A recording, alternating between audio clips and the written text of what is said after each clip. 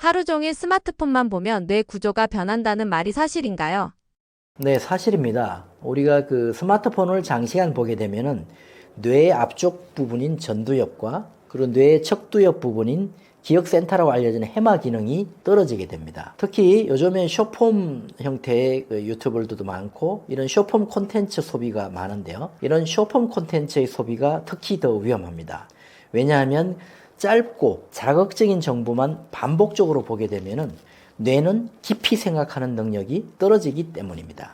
그리고 집중력과 판단력을 담당하는 전두엽의 활성도가 낮아지게 되고 또 기억을 담당하는 이 척두엽의 해마 부위에 회색질이 줄어드는 현상이 나타나게 되죠. 이렇게 되면 판단력 저하가 생기게 되고 또 즉흥적인 감정 반응이 일어나게 됩니다. 그래서 결국 기억력 감퇴로 이어지게 되는데요. 이처럼 어린아이부터 노년층까지 스마트폰을 장기간 사용하는 일이 많아지는 만큼 디지털 치매가 오지 않도록 주의하는 것이 꼭 필요하겠습니다. 수면 부족이 뇌세포를 죽인다는 말은 과학적인 근거가 있나요? 네, 분명한 근거가 있습니다. 우리가 잠은 단순히 몸을 쉬게 하는 것이 아니라 뇌를 깨끗하게 세척해주는 중요한 시간입니다. 잠을 자는 동안 뇌에서는 글림프 시스템이 활성화되어서 우리 노폐물과 독소를 배출하는데요. 이때 치매의 원인으로 알려져 있는 베타 아밀로이드와 타우 단백질과 같은 독성 단백질, 즉 치매 유발 물질이 제거되게 됩니다. 그런데 이러한 수면이 부족하게 되면은 이런 노폐물이 뇌에 쌓여서 신경세포를 손상시키고 또 뇌세포에 염증 반응을 일으키게 됩니다. 그래서 매일 한두 시간씩 부족한 수면이 누적되게 되면은 뇌는 점차 손상이 되는데요. 그래서 잠이 보약이라고 하는 말은 단순한 비유가 아니라 신경학적으로도 증명된 사실입니다. 스트레스가 쌓이면 진짜 뇌가 줄어드나요? 네, 실제로 스트레스가 쌓이게 되면 뇌의 구조가 변하게 됩니다. MRI 촬영으로 보게 되면 스트레스가 누적된 사람은 감정센터로 알려진 뇌의 편도체가 커지게 되고 또 기억센터로 알려져 있는 해마가 위축되어 보이는 경우가 많습니다. 그리고 우리가 스트레스를 받을 때 나오는 스트레스 호르몬인 콜티솔이 과도하게 분비되게 되면 기억센터인 해마의 신경세포를 직접 손상시키게 되고 또 신경이 살아나는 신경의 재생을 억제하게 됩니다. 그 결과 기억력 저하가 오게 되고 우울감이나 불안, 집중력 저하가 함께 나타나게 되죠. 특히 만성적인 스트레스는 뇌의 해백질 밀도를 감소시켜서 뇌의 물리적 퇴행으로 이어질 수 있습니다. 그래서 스트레스는 단순히 마음의 병이 아니라 뇌의 노화 촉진제라고 인식하고 스트레스의 관리에 집중하는 것이 매우 중요합니다. 하던 일만 반복하는 삶이 뇌를 가장 빨리 늙게 만드나요?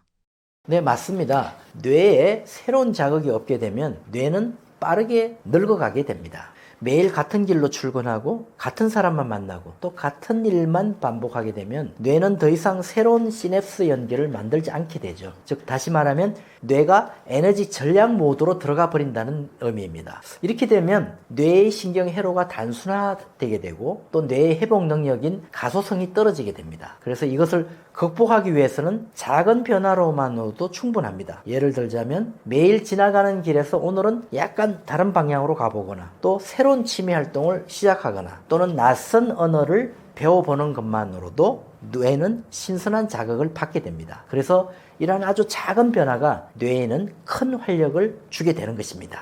운동 부족이 우리의 생각보다 더 뇌 건강을 심각하게 무너뜨린다는데 정말인가요? 맞습니다. 그래서 우리가 생각하는 뇌보다 운동하는 뇌가 더 건강하다는 그런 말을 쓰기도 합니다. 이처럼 운동이라고 하는 것은 단순히 근육을 위한 활동이 아니라 뇌를 위한 영양 공급의 어떤 수단이라고 볼 수가 있습니다. 우리가 운동으로 움직일 때 전신의 혈류량이 증가하고 또 그 덕분에 뇌로 가는 산소와 영양 공급도 활발해지게 됩니다. 또 운동을 하게 되면은 뇌유래 신경 영양인자, 즉 BDNF라고 하는 단백질이 분비가 되는데 이 물질은 뇌신경세포의 성장과 연결을 촉진해서 뇌를 젊게 유지시켜주는 그런 역할을 합니다. 그리고 실제 연구에서도 걷기 운동을 꾸준하게 한 노년층은 기억센터인 해마의 위축이 거의 진행되지 않았고 또 기억력 테스트 점수도 높게 나타났습니다. 혼자 있는 시간이 길어질수록 치매 위험이 높아진다는데 뇌는 왜 외로움을 싫어하나요? 우리가 사람과의 관계가 단절되게 되면 뇌의 앞쪽 부분인 전두엽과 또 척두엽인 해마의 활성도가 급격히 떨어지게 되고 또 사회적인 판단과 공감 능력을 담당하는 부위의 회로가 약해지게 됩니다. 그리고 이런 상태가 길어지게 되면 뇌의 염증 반응이 증가하고 또 뇌신경 세포 간의 연결이 줄어들면서 인지 능력의 저하가 가속화되게 됩니다. 그래서 특히 혼자 있는 시간이 길어지게 되면 생각의 순환이 단조로워지기 때문에 뇌가 다양한 감정과 언어 자극을 받지 못하게 되죠. 그래서 가족, 친구, 사회활동이 단순한 위로나 여가가 아니라 우리의 뇌를 지키는 가장 강력한 치매 예방 약이라고 생각하는 것이 좋습니다. 뇌 건강을 지키기 위해서 지켜야 하는 습관, 절대 하면 안 되는 습관 있을까요? 그리고 우리가 뇌 건강을 지키기 위한 중요한 생활 습관 중에 하나가 바로 긍정적인 생활 습관을 가지라입니다. 저도 치매 환자를 매일 보다 보면 대부분 너무 건강 염려증에 걸려 있거나 또는 우울증이 심한 사람들이 결국 알츠하이머성 치매와 같은 치매로 이어지는 경우가 상당히 많습니다. 그래서 평소에 우울증이 오지 않도록 긍정적인 어떤 정신활동이나 생활습관을 가지는 것이 치매 예방을 위해서도 매우 중요한 인자라고 볼 수가 있습니다. 그래서 좀 더 적극적인 취미활동 또는 사회활동을 통해 가지고 하루하루를 우울하지 않게 즐겁고 유쾌하고 쾌활하게 활동하는 것이 도파민과 세로토닌과 같은 우리가 치매를 막아주는 그런 신경 전달 물질의 분비를 촉진시키기 때문에 일상생활 습관에서 항상 유쾌하고 즐겁고 긍정적으로 생활하는 것이 치매 예방의 아주 핵심 열쇠라고 볼 수가 있습니다. 아침마다 단 한 가지 습관으로 뇌를 깨우려면 무엇이 가장 효과적인가요? 네, 아침마다 우리의 뇌를 깨우는 가장 효과적인 단 한 가지의 습관을 들으려고 하면 바로 아침 식사를 잘 챙겨 먹는 것입니다. 요즘에 현대인들이 바쁘다는 이유로 아침 식사를 거르는 사람들이 대부분인데요. 사실 이 아침 식사는 하루 종일 우리 뇌에 필요한 주요 에너지원인 포도당을 공급해서 뇌의 기능을 활성화하고 또 하루 동안의 집중력을 향상시키는데 매우 중요한 일이라고 볼 수가 있습니다. 그리고 영양소가 풍부한 아침 식사를 위한 식재료로는 탄수화물과 단백질, 그리고 지방, 이 3대 영양소가 고루 포함된 식단이 가장 이상적이라고 볼 수가 있습니다. 그리고 만약 식사할 시간이 부족하다면 일어나자마자 물 한 잔 마시기와 또 가벼운 아침 운동이나 스트레칭도 혈액순환을 촉진하고 또 각성 효과를 높이는데 큰 도움이 되니까 꼭 실천해 보시기 바랍니다. 이처럼 아침을 어떻게 시작하느냐에 따라서 우리 뇌의 하루 컨디션이 달라진다는 것을 꼭 명심하시고 아무리 바쁘더라도 아침 식사를 탄수화물, 단백질, 지방이 고루 포함된 균형 잡힌 식단으로 꼭 하시고 일을 시작하시기 바랍니다. 매일 10분의 두뇌 홈트레이닝으로 진짜 뇌 나이를 되돌릴 수 있나요? 우리가 하루에 딱 10분만 두뇌 홈트레이닝을 꾸준하게 6개월 한다면은 기억력이나 계산력 그리고 언어 유창성 검사에서 실제로 수치가 개선되는 경우가 상당히 많습니다. 그래서 제가 진료실에서 환자들에게 요청드릴 때도 하루에 30분씩 1시간씩 두뇌 홈트레이닝을 하라고 하면 사실 시니어층에서는 힘들어하는 경우가 상당히 많습니다. 그래서 저는 하루에 딱 10분, 그러니까 5분 책 읽기 또는 5분 글쓰기 이런 식으로 10분 정도의 두뇌 홈트레이닝을 대신에 매일 꾸준하게 1년 내내 하시라고 말씀을 드린 경우가 많습니다. 특히 치매의 바로 그 직전 단계인 경도인지 장애 단계에서는 이런 매일 10분 훈련과 같은 두뇌 홈트레이닝 훈련을 약물 치료와 병행할 경우에 더욱 큰 효과를 보는 경우가 많습니다. 그래서 아주 중요한 것은 짧고 꾸준하게 매일 수행하는 그런 실천하는 자세인데요. 이렇게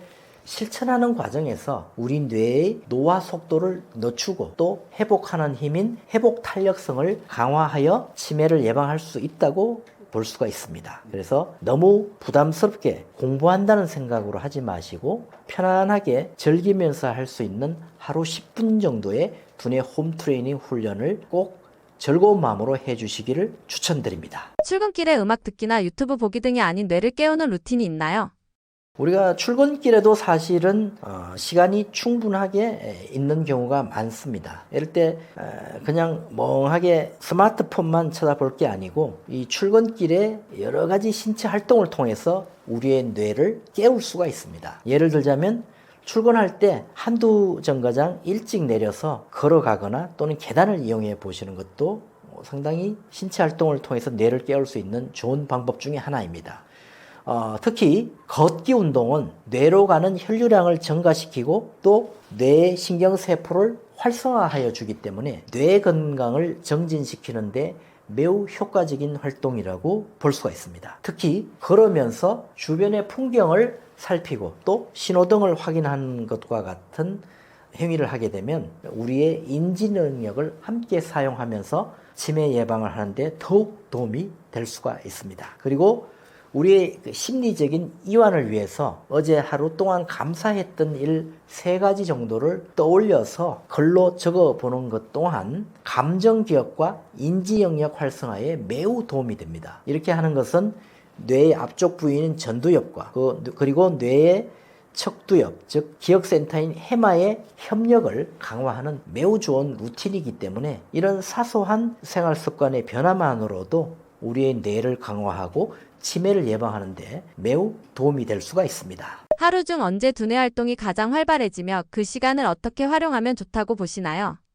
대부분의 사람들은 오전 10시에서 오후 12시 사이, 낮 12시 사이에 집중력과 논리력이 가장 높게 됩니다. 이 시간대에는 새로운 학습이나 문제 해결, 그리고 중요한 회의를 배치하는 것이 효율적입니다. 반면 오후 시간대에는 피로물질이 쌓이면서 기억력보다는 정리력 또는 복습력이 더 좋아지게 됩니다. 그래서 오전에는 창의적인 사고를 하는 것이 좋고 오후에는 정리, 반복, 그리고 복습 위주의 활동을 배치하게 되면 우리의 뇌의 리듬과 가장 잘 맞기 때문에 두뇌를 활동화시키고 치매를 예방하는 데 많은 도움이 될 수 있습니다. 그래서 이런 패턴으로 시간대별로 어떤 집중력의 차이를 고려해서 어떤 효율적인 활동이나 일을 배치하게 되면은 두뇌를 활성화시키는 데 많이 도움이 될 수가 있겠습니다.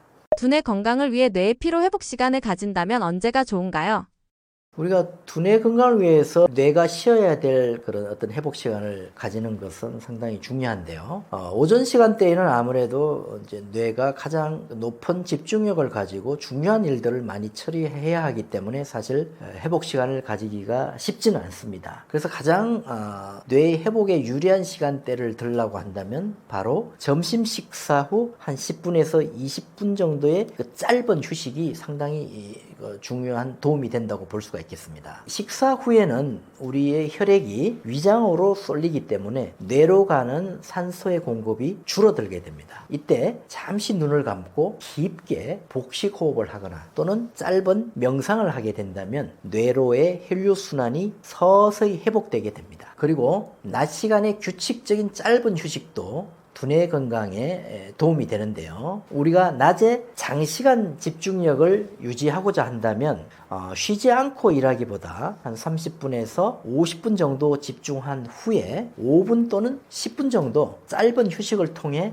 뇌 회복에 집중하면 도움이 될 수가 있습니다. 우리의 뇌는 어떤 일을 계속 쉬지 않고 집중해서 하게 되면은 뇌의 에너지나 호르몬이 부족해지면서 번아웃 증상, 그러니까 지치게 됩니다. 이럴 때 한 30분에서 50분 집중한 후 5분에서 10분 정도 짧은 휴식을 취해주게 되면은 뇌세포도 휴식을 통해서 다시 집중할 수 있는 에너지를 얻기 때문에 그 이후에 더 잘 집중할 수 있기 때문에 무리하게 몇 시간씩 계속 앉아서 어떤 일을 하기보다는 30분에서 50분 후 5 내지 10분 휴식, 이 리듬으로 계속 반복하시면 좀 더 뇌 회복에 도움이 될 수가 있습니다. 기억력 저하가 시작되는 뇌 나이의 경고 신호는 어떤 방식으로 오나요? 치매의 경고 신호는 기억력 이전에 주의력 저하나 집중력 저하로 시작되는 경우가 많습니다. 그래서 평소 잘하던 일에서 실수가 잦아지게 되고 대화를 하다가 갑자기 주제가 기억나지 않거나 또는 방에 들어가서 내가 왜 왔지? 하고 멈칫하는 일이 많아지는 거죠. 이것은 뇌의 기억 중추인 해마가 서서히 약해지고 있다는 신호일 수 있습니다. 이 단계에서 단순 건망증으로 오해하고 방치하게 되면 점차 뇌의 처리 속도와 판단력이 함께 느려지기 때문에 주의가 필요합니다. 반복되는 일정을 깜빡했을 때 단순 피곤인지 치매의 전조인지 어떻게 구분하나요? 자각 여부입니다. 단순 피로로 인한 건망증은 내가 요즘 잠이 부족해서 그런가 보다 라고 인식하고 스스로 기억을 복구하려고 합니다. 하지만 치매는 본인이 이전 사실 자체를 인식하지 못하게 됩니다. 그래서 같은 이야기를 반복하거나 약속한 사실 자체를 잊어버리는 등 본인은 문제의 심각성을 느끼지 못하는 것이 특징입니다. 이처럼 피로로 인한 건망증이 일시적인 현상이라면 치매의 전조는 점점 기억력 감퇴가 일어나면서 생활 전반에 작고 큰 영향을 미치기 시작하는 것입니다. 퍼즐이나 계산 문제를 푸는 것으로 뇌를 젊게 만든다는 게 과학적으로 가능한가요? 충분히 가능합니다. 퍼즐이나 계산 문제를 푸는 것은 단순히 문제를 푸는 행위가 아니라 뇌의 여러 부위를 동시에 활성화시키는 인지자극 훈련입니다. 특히 계산 문제는 좌뇌의 전두엽과 두정엽, 퍼즐은 우뇌의 공간 인지 영역을 동시에 자극합니다. 그리고 실제 연구에서도 꾸준한 인지 훈련을 한 사람은 해마 부위의 부피가 유지되거나 정진된다는 결과가 있습니다. 그래서 뇌 또한 건육처럼 자극을 주면 충분히 뇌를 젊게 만들 수 있는 것이죠. 기억력 감퇴가 단순 피로나 정보 과부하 때문일 수도 있나요? 그렇습니다. 요즘은 정보 과잉 시대잖아요. 하루에 스마트폰, 뉴스, 메시지를 통해서 수백 개의 정보를 받아들이면서 뇌가 쉴 틈이 없죠. 이럴 때 뇌는 마치 컴퓨터가 과열된 것처럼 일시적으로 저장 기능이 떨어지는데 이것이 일시적인 기억 저장 장애를 일으키기도 합니다. 뇌가 고장난 게 아니라 과열된 상태라고 볼 수 있는데 이때 수면의 질과 스트레스 정도를 먼저 점검해 보아야 합니다. 충분한 수면과 휴식으로 뇌 피로가 기억력이 다시 좋아지는 경우도 많습니다. 하루 10분의 두뇌 홈 트레이닝을 꾸준히 했을 때 뇌 MRI와 같은 검사상의 변화가 나타난 환자가 있었나요? 네, 있습니다. 저희 서울한의원에서 실제로 하루 10분씩 두뇌 홈 트레이닝을 꾸준히 실천하는 분들이 꽤 많은데요. 인지기능 검사나 한방 뇌약 검사 결과에서 집중력과 기억력이 개선된 사례가 다수 있습니다. MRI와 같은 검사상의 구조 변화는 시간이 더 걸리지만 뇌의 혈류량과 시냅스 활성도를 높이는 것에 충분히 효과적입니다. 그래서 하루 10분 정도 두뇌 홈 트레이닝을 꾸준히 하게 되면 뇌 세포 간의 연결이 강화되고 또 뇌의 대사 효율이 좋아집니다. 특히 나이 든 분들에게는 뇌는 여전히 가소성이 있기 때문에 늦었다고 포기할 필요가 전혀 없습니다. 두뇌 홈 트레이닝이 치매가 이미 진행된 환자에게도 의미가 있나요? 물론입니다.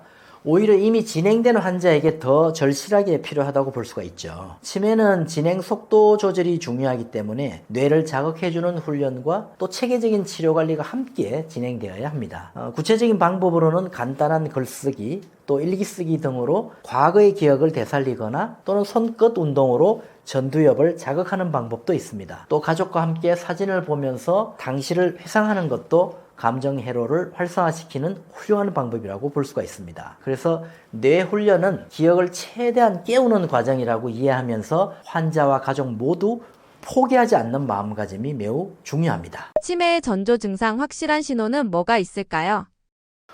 그래서 우리가 치매의 전조 증상에 대해서 많이 궁금해 하시는데요. 우리가 이제 전조증에서 가장 중요한 것이 이 건망증과 신경인지를 구분하는 일입니다. 이 건망증은 단순 건망증이기 때문에 어떤 힌트를 주게 되면은 하고 생각이 나는 것이 이제 정상적인 그런 상태인데요. 그래서 건망증은 설령 잊어버렸더라도 나중에 어떤 힌트를 주면 생각이 나는 걸 건망증이라 하고요. 근데 이 신경인지의 문제가 오게 되면은 어떤 힌트를 주어도 그 상황을 어떻게 다시 복구하고 하는 것이 좀 힘들게 됩니다. 예를 들어서 시간이나 공간이나 상황에 대한 어떤 인지력이 떨어지게 되면은 시간을 착각하게 되고 또 어떤 공간을 착각하게 돼서 방향 감각도 떨어지게 되고요. 어떤 상황을 이해하는 능력이 떨어집니다. 그래서 어떤 행위를 했을 때 내가 왜 어떤 상황에서 그런 행위를 하게 되었는지를 착각하게 되는 증상들이 많게 됩니다. 그래서 이런 단순 건망증이 물론 또 오래되게 되면 경도인지 장애를 거쳐서 치매 초기로 진입할 수도 있지만 그것보다는 이런 시간, 공간 상황에 대한 신경 인지가 잘 보존이 되어 있느냐 아니면 이것이 많이 망가졌느냐 하는 것이 치매의 전조 증상을 우리가 확인할 수 있는 가장 중요한 열쇠라고 볼 수가 있습니다. 치매는 기억력보다 주의력이 먼저 무너진다는데 맞나요? 네, 모든 치매 환자에게 다 해당되는 것은 아니지만 이 치매의 초기에는 단순히 기억이 안 난다라기보다는 집중이 안 된다는 형태가 먼저 나타나는 경우가 있습니다. 우리가 주의력이라고 하는 것은 전두엽의 기능인데 이 뇌 앞쪽인 전두엽의 부위가 약해지면 대화 도중에도 집중력이 흐트러지고 또 방금 들은 말을 기억하지 못하게 됩니다. 정보가 기억센터인 해마로 들어가기 전에 전두엽 단계에서 걸러지게 되는데요. 그래서 주의 집중력 저하 또한 치매의 초기 신호로 볼 수 있고 또 이것을 회복시키는 과정이 치매 예방을 위해서는 매우 중요하다고 볼 수 있습니다. 길 찾기가 어렵고 물건을 자주 잃어버리면 공간 인지가 망가진 것인가요?